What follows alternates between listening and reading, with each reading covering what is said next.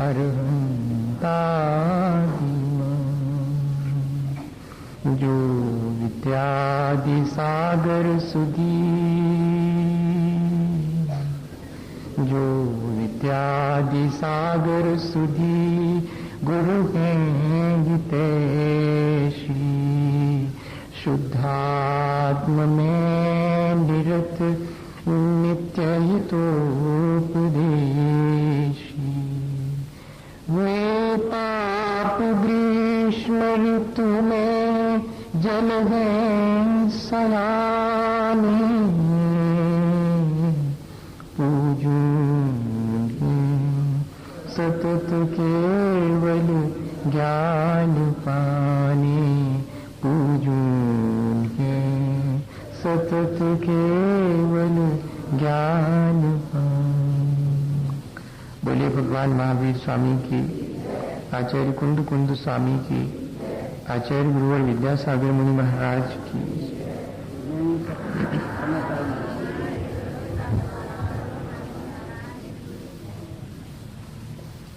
हम सभी लोगों ने पिछले दिनों ये अनुभव किया है कि यदि हम बहुत गौर से देखें तो इस संसार में अच्छा और बुरा कुछ भी नहीं है। ये हमारी कल्पना है, हमारा राग द्वेष है।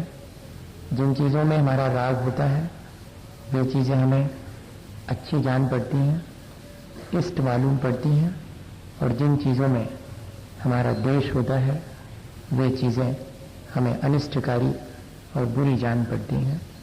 चीज़ तो चीज़ होती है, ना वो भली होती है ना वो बुरी होती है, लेकिन क्या करें, हमारे संस्कार अनादिकाल के ऐसे हैं कि हम चीज़ को चीज़ की तरह नहीं देखते, वस्तु और व्यक्ति को वस्तु और व्यक्ति की तरह नहीं देखते, बल्कि हम अपने राग द्वेष से प्रेरित होकर के वस्तु और व्यक्ति को भला और बुरा, अच्छा या बुरा, इस तरह के भाव से ही देखते हैं। जिंदगी ऐसी भी नहीं है कि जैसे शतरंज के खांचे होते हैं, एक सफेद है तो एक काला है।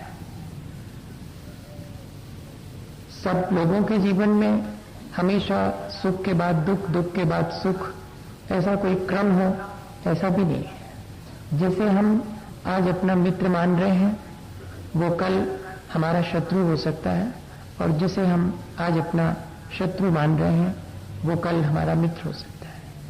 इतना परिवर्तनशील है ये संसार, और वो परिवर्तन हमारे अपने परिणामों का ही है, हमारे अपने राग द्वेष का ही परिवर्तन है।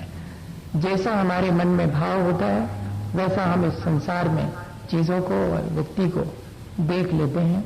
सावधानी आचार्य भगवंतों ने हमें बार बार इस बात की रखने की कही है कि ठीक है, किसी को हम शत्रु मानते हैं आज, किसी को हम मित्र मानते हैं आज, ठीक है, पर थोड़ा विचार करना कि कोई हमेशा शत्रु नहीं होता, कोई हमेशा मित्र नहीं होता। मैत्री भाव सबके ऊपर रखना यही सबसे श्रेष्ठ है। मैत्री जो है वो शत्रु और मित्र से ऊंची चीज है, जिसमें हम प्राणी मात्र के प्रति अपने मन में करुणा का भाव रखते हैं। अभी तो हमारी करुणा भी जो है वो विभाजित हो जाए अपने और पराये के भेद से। जो अपने हैं उनके प्रति हमारे मन में दया है, करुणा है, और जिन्हें हम पराया समझते हैं उनके प्रति हमारे मन में दया और करुणा नहीं उमड़ती है। होनी हमारी दया और करुणा ऐसी चाहिए कि जो प्राणी मात्र पर हो। असल में ये जो हमारी अपनी रागद्वेष की प्रक्रिया है वही हमारे लिए इष्ट अनिष्ट की कल्पना कराती है, भले बुरे की कल्पना कराती, शत्रु और मित्र की कल्पना कराती, और फिर मजा ये है कि इससे भी आगे ले जाती है। जो मेरा मित्र है उसमें मुझे कोई दोष दिखाई नहीं पड़ता, कोई दोष नहीं दिखाई पड़ता, और जो मेरा शत्रु है उसमें मुझे कोई गुण दिखाई नहीं पड़ता। मां को अपना बेटा कितना भी बुरा क्यों ना हो उसमें कोई दोष नहीं दिखाई पड़ता। कोई आकर के उसकी कितनी ही शिकायत करे, मां यही कहेगी कि मेरा बेटा अच्छा है, तुम बेकार परेशान मत हो। उसका अपना मोह, उसका अपना राग, हमारा अपना भी जो मोह और हमारा अपना जो राग है वो वस्तु और व्यक्ति को इसी तरह या तो गुणों से युक्त देखता है या दोषों से युक्त देखता है। गुण और दोष किस में कितने हैं? कोई भी ऐसा नहीं है जो सिर्फ गुणवान हो और कोई भी ऐसा नहीं है जो बिल्कुल दोषों से युक्त ही हो। आचार्य महाराज ने तो लिखा कि हर एक व्यक्ति के अंदर और चाहे कुछ हो या ना हो एक गुण अवश्य होता है। ठीक ऐसे ही जैसे गरीब आदमी की झोपड़ी हो, चाहे किसी का आलीशान मकान हो, आने जाने का दरवाजा तो सब में होता है। ठीक इसी तरह सब में एक गुण होता है। हमारी देखने की दृष्टि हो तो हम उस गुण को इतना बड़ा करके देखें कि सिर्फ वही दिखे और दोष न दिखे, और अगर हमारी दृष्टि कलुषित है तो फिर वो गुण क्या और भी सैकड़ों गुण हो तो वे भी नहीं दिखाई पड़ते। एक दोष हो तो इतना बड़ा करके देखते हैं कि जिसके भीतर सारे 100 गुण भी ढक जाते हैं। परात्म निंदा प्रशंसे सद सद गुणोच्छादनोद भावनी च नीचैर गोत्रस्य तद विपर्यो नीचैर वृत्युत सेकौ चोतरस्य। 2 सूत्रों में हमारे जीवन का स्टेटस डिसाइड कर दिया आचार्य भगवंतों ने। हमारे कर्म हमें क्या ऊंचाई दे सकते हैं और कितना नीचा गिरा सकते हैं, ये डिसाइड कर दिया। और कोई भी नहीं गिराता हमें, न कोई हमें ऊंचा उठाता है। हमारे अपने गुण और दोष देखने की जो प्रवृत्ति है वो हमें ऊंचा उठाती और नीचे गिराती है। भैया, जो व्यक्ति दूसरे को बुरा कहे, इससे ये बात तो तय हो जाती कि स्वयं वो भला आदमी नहीं है, और बाकी चीज तय हो चाहे नहीं। जो दूसरे को बुरा कहे, इससे ये तो पक्का हो गया कि भला आदमी नहीं है। दूसरे को बुरा कहने वाला कभी भला हो नहीं सकता।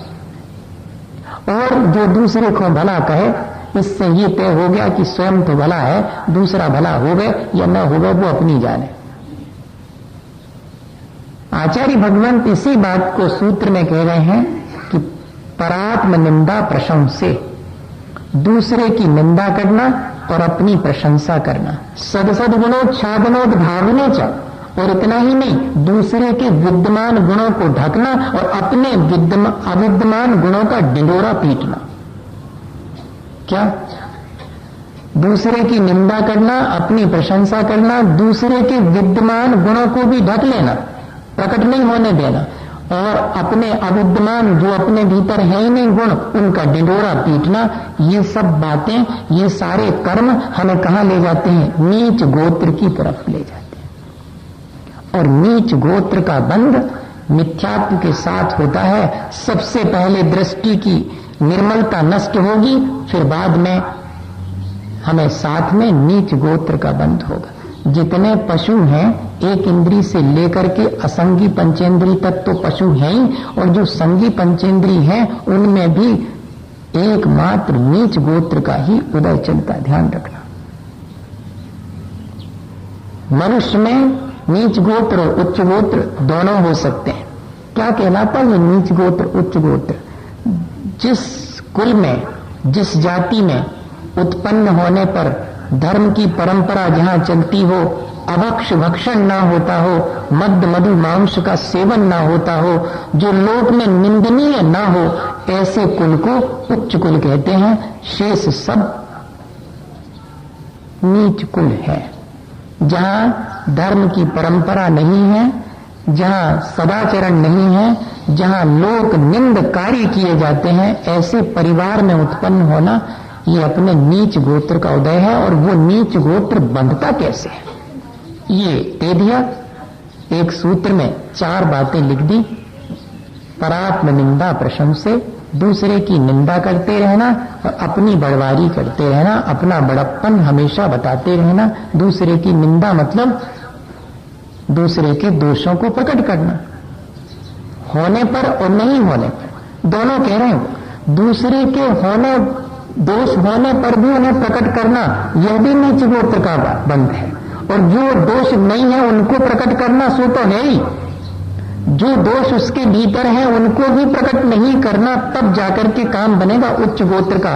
हमने वर्तमान में अगर उच्च गोत्र पाया है ऊंचाई हासिल की है, अच्छा स्टेटस है समाज में, जो मान्य कुल प्राप्त हुआ है हमें, लोक निंदनीय कुल प्राप्त नहीं हुआ हमें, उसके लिए हमने क्या पुरुषार्थ किया होगा पूर्व जीवन में, इस पर विचार करना। और जिन्होंने वो चीज प्राप्त नहीं की है उन्होंने क्या किया होगा, दूसरे के विद्यमान अविद्यमान किसी भी प्रकार के दोषों को प्रकट नहीं करना। बताइए ऐसा हो पाता अपन से? अपन तो दूसरे के दोषों को ही देखने की प्रवृत्ति अपने भीतर निर्मित कर चुके हैं। ऐसी आदत पड़ गई है कि किसी पर भी दृष्टि जाती तो सबसे पहले उसमें जो खोट है, उसमें जो कमियां हैं वे दिखाई पड़ती हैं, उसमें क्या भलाई है क्या अच्छाई है ये दिखाई ही नहीं पड़ता। बताओ तो ऐसी दृष्टि लेकर के हम अपने जीवन को कहां ले जाने की तैयारी कर रहे हैं, ये स्वयं विचार करना पड़ेगा अपने, और फिर इस आदत को बदलना पड़ेगा। हम लोग तो इस आदत को बदलने की जगह पर और तर्क और देते हैं।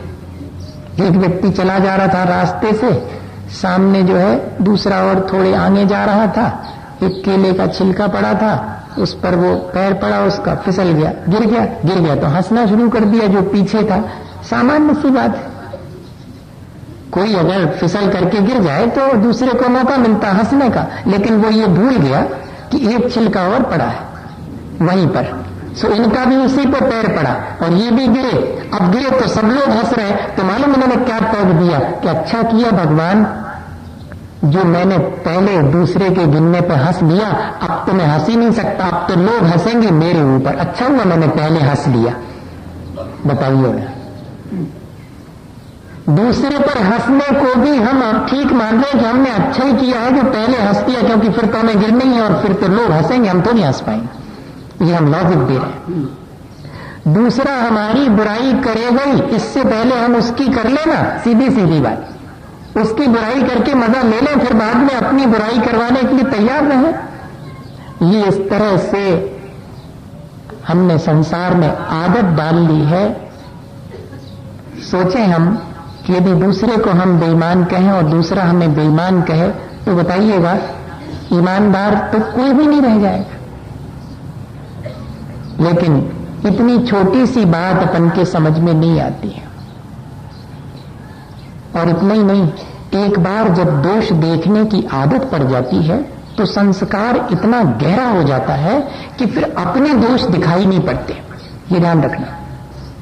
एक सबसे बड़ी हानि है दूसरे के दोष देखने में, सबसे बड़ी हानि कि कभी फिर अपने दोष देखने का अवसर ही नहीं मिलता, क्योंकि दूसरे के दोष देखने की आदत इतनी पड़ गई है कि वक्त ही नहीं मिलता अपने दोष देखने का। और इतना ही नहीं, अपने को दोषी होने के बाद भी अच्छा मानने का मजा भी हम ले लेते हैं। देखा वो ऐसे हैं, वो ऐसे हैं, हम कैसे, हम तो ठीक है।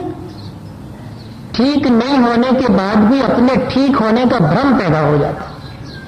दूसरा दोषी नहीं है फिर भी उसे हम दोषी ठहराना शुरू कर देते हैं, जिससे हमारे भी अपने दोष देखने की प्रवृत्ति नष्ट हो जाती, और अपने दोषी होने के बाद भी हम अपने को ठीक मान लेते हैं। और चौथी चीज कि हम कभी अपने दोष अपने में से निकाल नहीं पाते हैं, दूसरे के गुणों को भी अपने भीतर ग्रहण नहीं कर पाते। ये रिसेप्टिविटी हमारी खत्म हो जाती। इतना लॉस होता है दूसरे के दोष देखने की आदत अपने भीतर निर्मित कर देने से। और है ये प्रवृत्ति 99% हम सबके जीवन में, 1% होगा हमारा जीवन ऐसा जिसमें कि हम दूसरे के दोष न देखते होंगे, बाकी तो 99% हमारे सबके जीवन में दूसरे के दोष देखने की प्रवृत्ति। कहीं कुछ भी अच्छा दिखाई नहीं पड़ता, जहां कुछ अच्छा भी है वहां भी हम दोष देखना शुरू कर देते हैं, और जहां दोष युक्त है वहां तो है ही। और आत्म प्रशंसा, अपने अंदर कोई गुण नहीं भी है तब भी अपने को गुणवान मान लेने का भ्रम, या कि दूसरे से अपने को गुणवान कहलवाने का एक कहना चाहिए प्रयत्न निरंतर चलता रहता है। और फिर इतना ही नहीं, वही गलती हम करें जो दूसरा कर रहा है तो वो अपन को नहीं दिखाई पड़ती।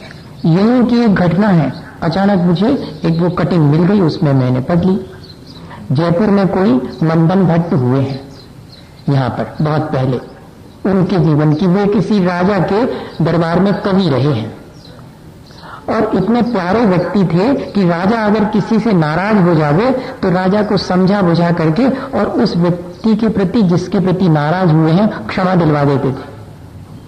कितने भी गलती की हो उसने, राजा नाराज हो गया हो तब भी राजा के अंतरंग मित्र थे बहुत अभिन्न, तो राजा को समझा बुझा के कि अरे छोड़ो क्या करना राजा साहब, आप तो इतने महान हो और वो तो इतना क्षुद्र जीव है, गलती करता, करने दो, आप तो माफ करो, माफ करवा देते थे। बड़ा उनका राजा के प्रति सद्भाव था और राजा भी उनको बहुत मानते थे। एक बार क्या हुआ कि राजा के जन्मदिन पर सभी जितने सामंत थे वो राजा के लिए मंदिर में प्रार्थना करते थे उनके दीर्घायु होने की।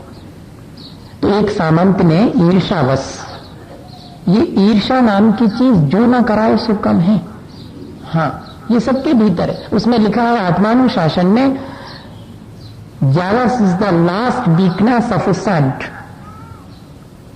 ईर्षा एक साधु की आखिरी कमजोरी है, अंतिम कमजोरी।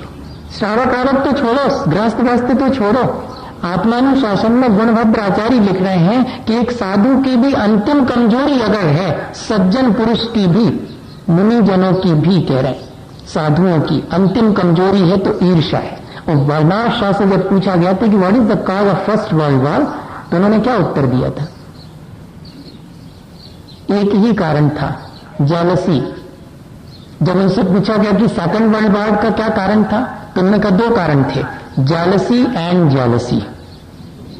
तो उन्होंने कहा तीसरा वाला होगा, तो बोले तीन कारण, jealousy and jealousy and jealousy, तीन कारण। एक ही कारण है संसार बढ़ाने का, ईर्षा, गुणों को सहन नहीं कर पाना, तो दोष देखना शुरू हो जाता है, गुणों को सहन नहीं कर पाए तो। और एक सामंत दूसरे के गुणों को सहन नहीं कर पाया और उसने जाके राजा से शिकायत करी, जैसे अपन करते हैं।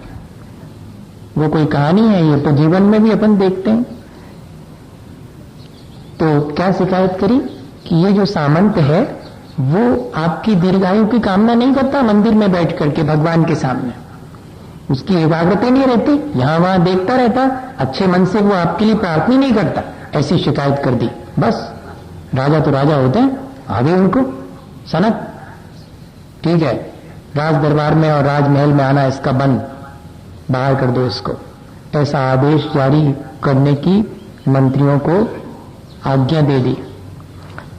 मंदन भट्ट को मालूम पड़ा, फौरन राजा के पास आए, क्या बात हो गई? अरे वो जो सामंत है वो मेरे लिए ठीक ठीक प्रार्थना नहीं करता, दीर्घायु की, यहां वहां उसका ध्यान रहता। क्योंकि कितने कहा ये, तो दूसरे सामंत ने आके कहा, तब फिर आपको जरूर पुनर्विचार करना चाहिए। बोले इसमें फिर से विचार करने की क्या बात है? बोले फिर भी आप विचार कर लीजिएगा, एक बार उस व्यक्ति को दंडित करने से पहले जरा विचार कर लीजिए। क्या विचार कर लीजिए? अगर वो वाला सामंत दीर्घायु की कामना करते समय एकाग्र नहीं है, यहां वहां देख रहा है, तो जिसने शिकायत की है वो क्या कर रहा था? है ना, उसका भी मन उसको देखने में लगा हुआ था। दूसरे के दोष देखने वाला किस तरह दोषी हो जाता है, ये समझने की चीज है। उदाहरण से, जब जब भी लगता ही है कि हम तो दूसरे के दोष सही सही है, वही तो देख रहे हैं, हम कहां दोषी हो गए, ये देख लो आप, वो तो अपना कंसंट्रेशन नहीं रख पा रहा है प्रार्थना के समय, लेकिन आप अपना कंसंट्रेशन अगर आपका है तो आपको ये दिखाई कैसे पड़ा कि उसका कंसंट्रेशन नहीं है? आपको अपनी एकाग्रता से प्रार्थना करनी थी, आपको दिख कैसे गया कि ये प्रार्थना के समय एकाग्र नहीं है? हम सबसे पहले स्वयं दोषी होते हैं जब दूसरे के दोष देखना शुरू करते हैं। वही दोष हमारे भीतर भी हैं जो हम दूसरे के भीतर देखते हैं। बहुत सावधानी की आवश्यकता है कि हम दूसरे के दोष देखने से पहले और अपने गुणों की प्रशंसा करने से पहले विचार तो कर लें। और इतना ही नहीं, जब ये आदत निर्मित हो जाती है तो फिर दूसरी आदत उसके साथ में ही निर्मित होती। इसलिए आचार्य भगवंतों ने वो भी लिख दिया कि दूसरे में विद्यमान गुण भी दिखना बंद हो जाते हैं, फिर उनको हम ढकना शुरू कर देते हैं। जब दूसरे के दोष देखना शुरू करते हैं तो उसके गुणों को हम ढकते चले जाते हैं। और इतना ही नहीं, अपने भीतर के जो अविद्यमान गुण हैं उनको भी हम कहना शुरू करते हैं, उनका भी ढिंढोरा पीटना शुरू करते हैं। क्यों? क्योंकि फिर हमारे मन में जो है ये भावना आ जाती है कि मेरी प्रशंसा होनी चाहिए। जहां आत्म प्रशंसा का भाव है वहां गुणवत्ता नहीं होगी, वहां तो झूठे गुणों को भी प्रकट करने की भावना ही डेवलप होगी और ऐसा व्यक्ति कभी गुणवान नहीं हो पाता। ये सबसे बड़ी हानि, सबसे बड़ी क्षति होती है। यदि हम इससे विपरीत करना शुरू कर देंगे तो हमारे जीवन में ऊंचाई आना शुरू होगी, हमारा स्टेटस ऊंचा होगा। हम लोग ये सोचते हैं कि बहुत बड़ा मकान हमारे पास में है, बहुत कारें हमारे पास में है, बहुत पैसा हमारे पास में, अच्छा स्टेटस है। ये स्टेटस सिंबल नहीं है। स्टेटस सिंबल ये है कि कौन व्यक्ति अपनी निंदा और दूसरे की प्रशंसा करता है। पर आत्म निंदा प्रशंसे, दूसरे की निंदा करने वाले का स्टेटस बहुत क्षुद्र व्यक्ति है जो दूसरे की निंदा करता है, और बहुत महान है जो दूसरे के अवगुणी होने पर भी प्रशंसा ही करता है। बहुत महान ही व्यक्ति हो सकता है जो अवगुणी में से भी कोई गुण देख ले। जैसे श्री कृष्ण रास्ते से चले जाते थे और एक कुत्ता मरा हुआ पड़ा था, 2-3 दिन का, बदबू आ रही थी, लेकिन वे खड़े होकर के चुपचाप देख रहे थे। बलराम ने कहा कि चलो आगे, इतनी बदबू आ रही। कहने वो तो छोड़ो, दांत तो देखो कितने बढ़िया है। अब बताओ,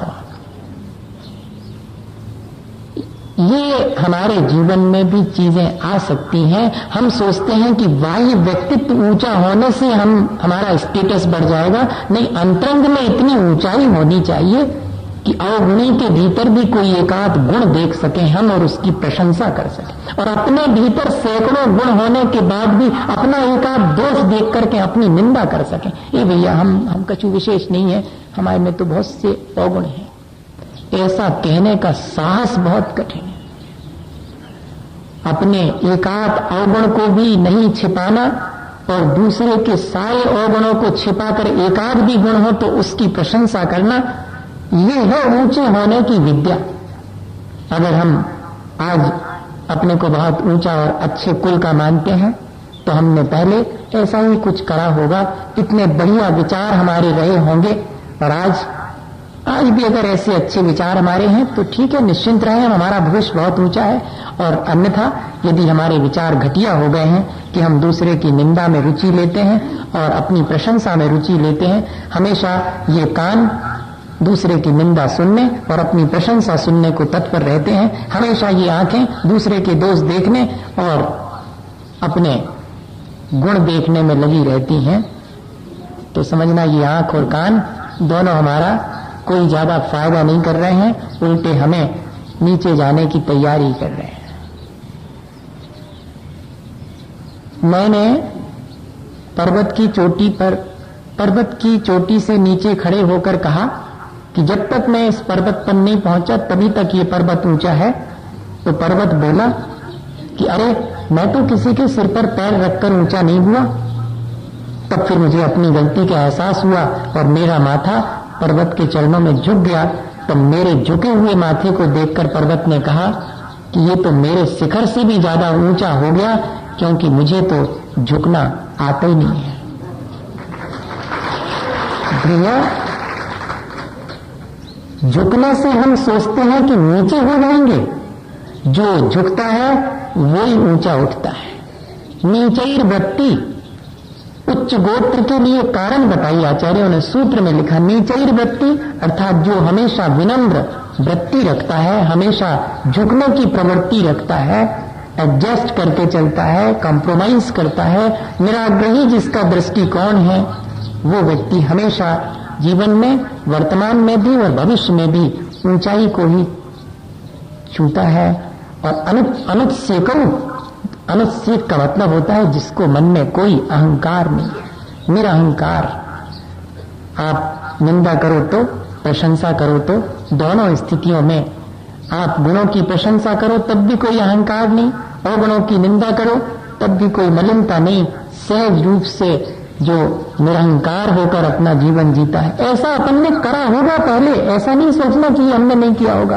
पहले हम अगर इतने ऊंचे कुल में पैदा हुए जहां धर्म की परंपरा है, जहां व्यसन नहीं होते हैं, जहां मद्य मधु मांस नहीं खाया जाता, वही तो ऊंचा कुल है, वो हमें मिला है। जिनेंद्र भगवान की शरण मिली है, सच्चे देवगुरु शास्त्र की, इससे ज्यादा और ऊंचाई क्या हो सकती है। और वहां हमने पहले कुछ अच्छा किया होगा, ऐसे ही अच्छी झुकने की प्रवृत्ति रही होगी, दूसरे के गुणों की प्रशंसा करने की प्रवृत्ति रही होगी, अपने अवगुणों की निंदा करने की प्रवृत्ति रही होगी, अहंकार कमती होगा हमारा जब तो यहाँ आए हैं। और अब आगे की तैयारी कैसी करनी है ये हमें विचार करना। अच्छी बढ़िया अटैची जमा करके, अच्छा सामान लेकर के अपन यहाँ आए हैं। अब आगे की यात्रा की अटैची कैसी जमानी है, कौन कौन चीजें रखनी है, सो अपन देख लो। तैयारी तो रखनी पड़ेगी, क्योंकि किसी भी समय यहाँ से आगे जाने का आ जाएगा। सबका आता है, एक दिन किसी का आता, दूसरे दिन किसी और का आता। जाना तो पड़ता है भविष्य के लिए, इसलिए क्यों ना हम तैयारी कर लें। उच्च गोत्र ही हमें प्राप्त हो, कम से कम ऐसा कुल तो प्राप्त हो जहां की अनायास ही हमें धर्म करने का अवसर प्राप्त हो जाए। ऐसे भी कुल हैं जहां की धर्म का कोई संस्कार नहीं, फिर भी कोई जीवात्मा ऐसा आ जाता है कि अपने जीवन में धर्म कर लेता है। तब आचार्य भगवंतों के ने लिखा कि वह अपने जीवन का कल्याण करके, मनुष्य अकेला है जो कि नीच गोत्र में पैदा हुआ हो, पर अपने संस्कारों को अच्छा करके, अपने आचरण को अच्छा करके, और वो भी ऊंचाई छू सकता है मृक्ष खंड से आने वाले चक्रवर्ती के सानिध्य में, और अपने जीवन को मुनि बन करके और इतनी ऊंचाई, मोक्ष तक की ऊंचाई को छूने जितना ऊंचा बना सकते हैं। इसलिए हमें विचार करना चाहिए कि जिसको कुछ नहीं मिला वो ऊंचाई छू रहा है, और हम पहले से ऊंचाई पर बैठे हुए हैं, तब तो हमें थोड़ा सा पुरुषार्थ और करके और अपने जीवन के लिए वो वास्तविक जो ऊंचाई है, ये तो जाति और कुल की ऊंचाई है, ये भी अच्छी है, पर इसके माध्यम से हम अपने जीवन में और ऊंचाई प्राप्त कर सकें। और भी कुछ कारण लिखे हैं, उन पर भी एक नजर डाल लें अपन, ताकि याद रह जाए, जितना याद रह जाए, ताकि समझ जावे। वैसे तो समझ में आ रहा है कि दूसरे की निंदा नहीं करनी चाहिए, लेकिन और भी चीजें हैं उसके आसपास। वो कह रहे हैं कि अपने जाति का, अपने कुल का, अपने रूप का, इन सब का अपन को अभिमान नहीं करना चाहिए। अभिमान करेंगे तो जरूर दूसरे का तिरस्कार करने का भाव आएगा। हाँ, दूसरे की निंदा का भाव आ ही जाएगा। जहां अपन को अभिमान आता है वहां फिर हम सब भूल जाते हैं और दूसरे की निंदा और दूसरे का तिरस्कार कर बैठते हैं अपने अहंकार वश। इसलिए कभी भी अपने रूप, अपने बल, अपनी जाति, अपने कुल, इन सब का अहंकार नहीं करना, दूसरे का तिरस्कार नहीं करना, दूसरे की कभी हंसी नहीं उड़ाना। कम से कम लिखा है कि दीन, दरिद्री और धर्मात्मा की हंसी नहीं उड़ानी। धर्मात्मा की हंसी नहीं उड़ाना ये तो ठीक है, लेकिन दीन दरिद्र की भी हंसी नहीं उड़ाना, क्योंकि वो अपने कर्मों का फल भोग रहा है और हम उसकी हंसी उड़ाएं तो हमें भी अपने इस हंसी उड़ाने के कर्म का फल ठीक वैसा ही भोगना पड़ेगा जैसा उस दीन दरिद्री को आज किसी की हंसी उड़ाने से दरिद्रता और तिरस्कार मिला हुआ है। कह रहे हैं कि दूसरे के यश का लोप नहीं करना, दूसरे का यश फैल रहा हो तो उसमें बाधा नहीं डालना। करते हैं अपन ऐसा, दूसरे का यश ना फैल पावे इसलिए नाना प्रकार से उपाय रचते हैं। रोज तो देख रहे हैं अपन, कोई नई चीज थोड़ी है, कहने और सुनने और की बात नहीं है, अनुभव की बात है। रोज देखते हैं इस चीज को, एक दूसरे के यश को सहन नहीं कर पाने से, अर्थात गुण नहीं होते हुए भी और हमारी कीर्ति फैले, हमारा यश फैले, ऐसी भावना रखना, ये सब जो है नीचे ले जाने वाली। और आखिरी में कह रहे कि जो गुरुजन हैं, तपस्वी हैं, उनकी अवज्ञा करना, यह भी हमें नीचे ले जाने वाला। महान व्यक्ति की अवज्ञा करने से नीचे ही जाना पड़ेगा, और क्या होगा। और अगर हम महान व्यक्ति की महानता के गुणगान करेंगे तो हम तो स्वयं ही महान हो जाएंगे। इतना छोटा सा गणित अपन के समझ में नहीं आता है। आपको याद है जब 22 बरस तक अंजना से पवनंजय बोले नहीं थे, तिरस्कार कर दिया था। कभी पढ़िएगा, हनुमान जी की मां थी अंजना, पवनंजय उनके पिता, और अंजना का तिरस्कार 22 बरस तक कर दिया था। और इसके बाद एक दिन जब युद्ध में जा रहे थे पवनंजय, तब उनके मंगल की कामना करने के लिए अंजना दरवाजे पर खड़ी हो गई थी। बताइए आप, क्या रहा होगा। ये कहलाते महापुरुष। अपने तिरस्कार करने वाले के लिए भी मंगल की कामना करने मंगल दीप लेकर के खड़ी और उनको देख करके, और क्या कहा था, हट दुरीक्ष ने, जिसको देखना भी ठीक नहीं है, हट जाओ तुम यहां सामने से। तब नंदना बेहोश होकर गिर गई थी और फिर जागृत होकर के क्या कहा था कि कोई दोष नहीं है, दोष तो मेरे कर्मों का है। कम से कम जाते समय मेरे से बोल तो गए, मेरे से कुछ कहा तो, भले अब शब्द कहे होंगे लेकिन कहा तो, मेरी तरफ ध्यान तो दिया। क्या ऐसा अपने मन में आता? मैं जब इस घटना को पढ़ता हूं तो लगता है कि हम तो इतने अपने को बड़े मानते हैं, हमारे अंदर तो ऐसे भाव ही नहीं आते। हमारे प्रति तिरस्कार करने के बावजूद भी हमारे मन में सद्भाव बना रहे, कोई हमें तमाचा मारे और हम उसका हाथ पकड़ करके दबाए कि चोट तो नहीं लग गई। ऐसा हुआ अपने जीवन में कभी? किसी ने हमें कष्ट पहुंचाया और फिर भी हम उसके सुख और उसके हित की कामना करें, ये ऊंचाई है भैया। ऊंचे उठने के लिए, अपने जीवन को महान बनाने के लिए दूसरे के दोष देखने की आवश्यकता नहीं है। अपने दोष देख के उनको निकाल करके और अपने को गुणवान बनाने की प्रक्रिया करें। ऐसा कर्म करें जिससे कि हम स्वयं अपने भीतर गुणों को प्राप्त कर सकें। दूसरे के अवगुण देखने से कछु हमारे गुण बढ़ नहीं जाएंगे, दूसरे के गुण देखने से तो कदाचित हमारे गुण बढ़ सकते हैं। और अपने गुणों को हम बढ़ाने के लिए प्रयत्न करें। दूसरे के भीतर जो है उसकी जिम्मेदारी उसकी है। मेरे अपने जीवन को अच्छा और बुरा बनाने की जिम्मेदारी जब मेरी है तो क्यों नहीं मैं अपने जीवन को अच्छा बनाऊं। ऐसा विचार करके निरंतर अपने जीवन को अच्छा बनाने का प्रयास करते रहना चाहिए। इसी भावना के साथ बोलिए आचार्य गुरुवर विद्यासागर मुनि महाराज की। हे गुरुवर शाश्वत सुखदर, यह नग्न स्वरूप तुम्हारा है। जग की नश्वरता का सच्चा दिव्य दर्शन करने वाला है। जब जब ऋषियों ने रच बच कर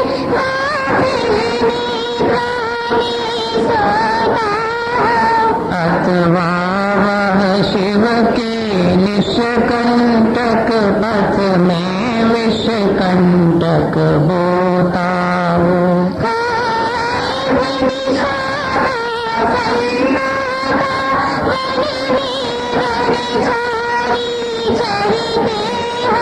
तब शांत निराकुल मानस तुम तत्वों का चिंतन करते हो।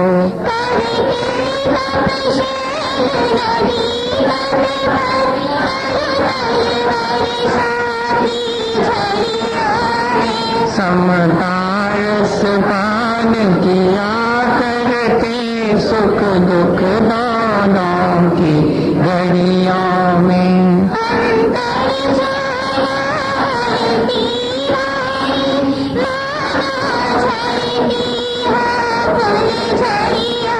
भवबंधन तड़ तड़ टूट पड़े, खिल जावे अंतर की कलियां।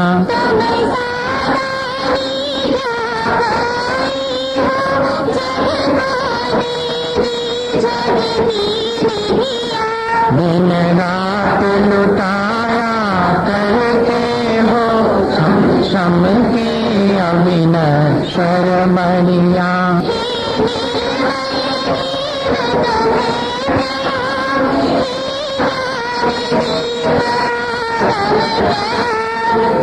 शांति त्याग के मूर्तिमान शिव पथपंथी गुरुवर प्रणाम। मिथ्या कर्म नाश देखो, ज्ञान के प्रकाश देखो, चाहो द्रव्य जान देखो, बंद विद्वान देखो, सफर की छानवे को परम प्रमाणी है। अनुभव बताने को जीव की जताने को पावन सताने को भगवानी है। जहाँ तहाँ तारवे को पार के उतारवे को सुख विस्तार में को यही नवानी है। जावानी के ज्ञान के सूझे लो आलो सावानी में बदलो सदा देखो उदक चंदन काल दोनों पुष्प परिश्चय सुदीप सुधूप पराग के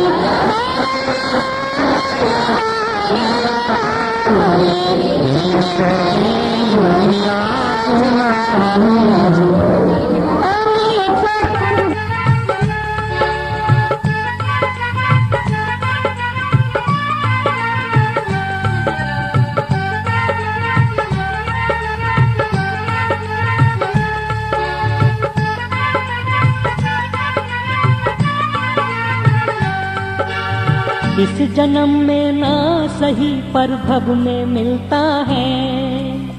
इस जन्म में ना सही पर भव में मिलता है। अपने अपने कर्मों का फल सबको मिलता है।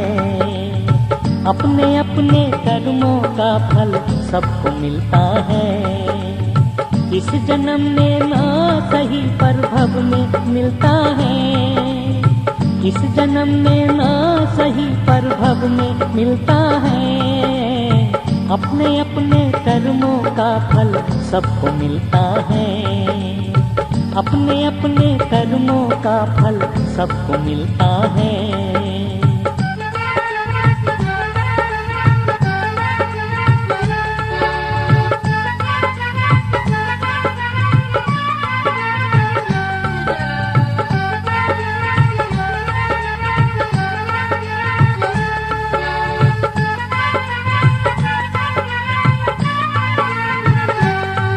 देखो दो हैं भाई इस दुनिया के मेले में। एक दर दर का भिखारी दूजा महलों में।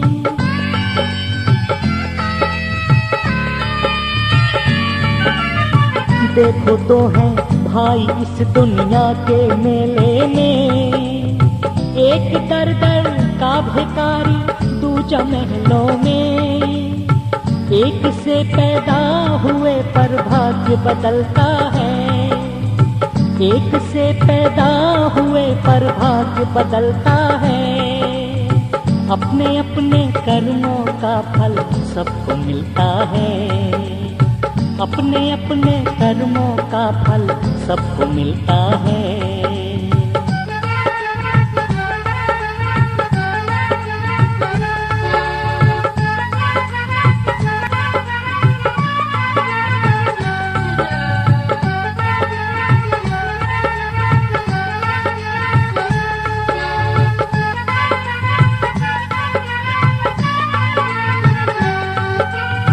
एक पत्थर वो है जिसकी पूजा करते हैं।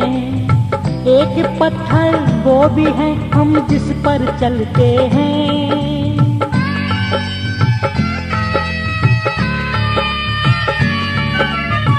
एक पत्थर वो है जिसकी पूजा करते हैं। एक पत्थर वो भी है हम जिस पर चलते हैं। पर्वत और चट्टान से एक सा निकलता है।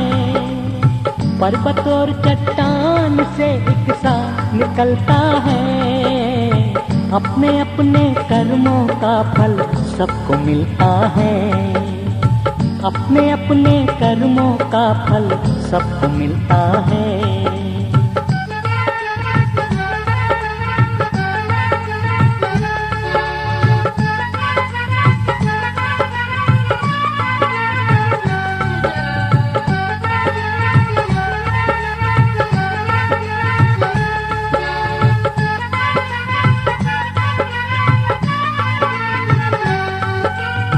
एक से दो फूल हैं माली के बगीचे में।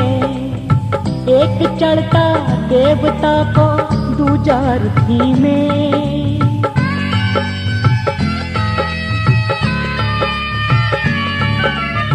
एक से दो फूल हैं माली के बगीचे में, एक चढ़ता देवता को दूजा रथी में।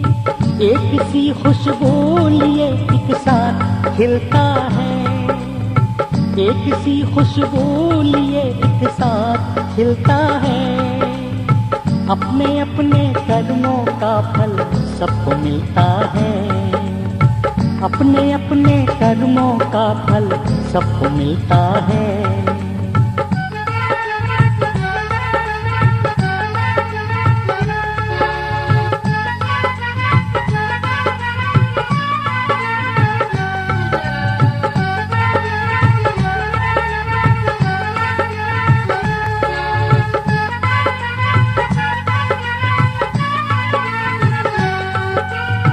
एक धारा है वो जिसकी पूजा करते हैं, एक धारा वो भी है जिसे नाला कहते हैं।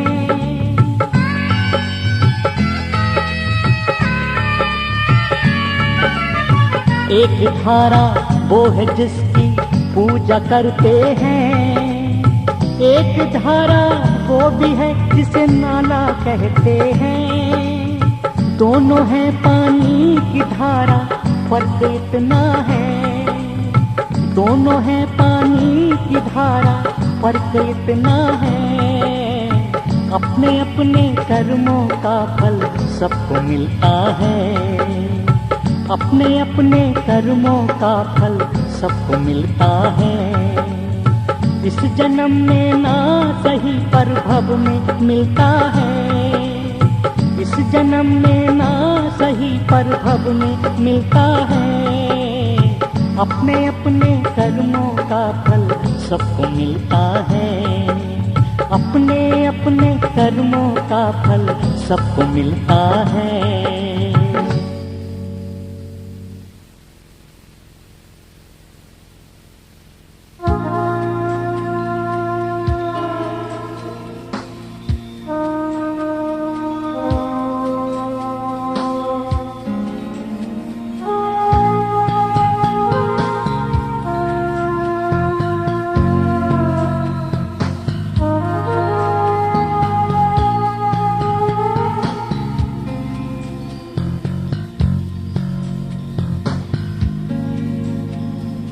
हमरी नगरी में गुरु बराना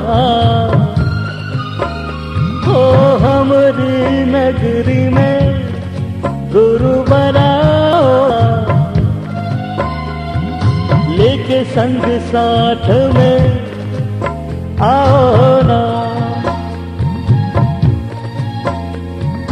हमरी नगरी में गुरु बराओ ना, हमरी नगरी में गुरु बराओ ना। लेके संग साथ में आओ ना, हो लेके संग साथ में आओ ना।